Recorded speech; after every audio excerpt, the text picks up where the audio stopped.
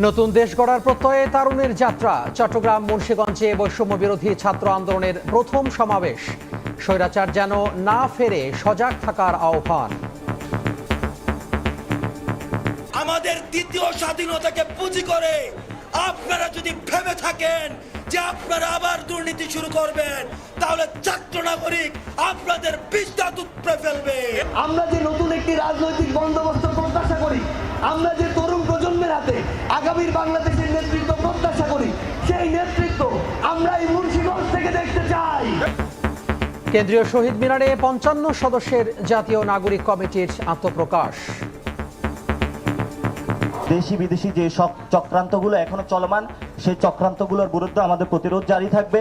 কিছু রিফরমেশন এবং রিকনস্ট্রাকশনের কাজ রয়েছে, আমরা সেগুলোতে অতি দ্রুত কাজ শুরু করব।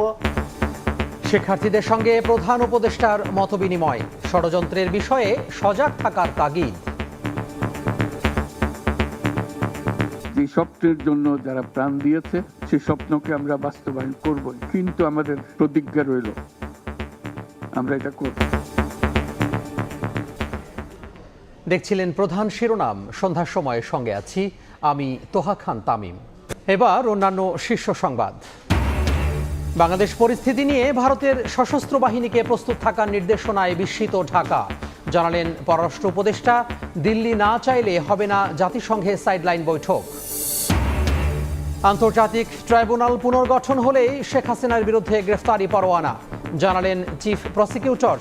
বন্দি বিনিময় চুক্তিতে চলবে ভারত থেকে ফেরানোর চেষ্টা। স্বৈরাচারের পতন হলেও থেমে নেই ষড়যন্ত্র। সাতক্ষীরায় সমাবেশে তারেক রহমান। নির্বাচনে লেভেল প্লেইং ফিল্ড নিশ্চিতে অন্তর্বর্তী সরকারের প্রতি আহ্বান বিএনপির। যুক্তরাষ্ট্র থেকে জিএসপি ফিরে পাওয়ার সবুজ সংকেত পেল বাংলাদেশ।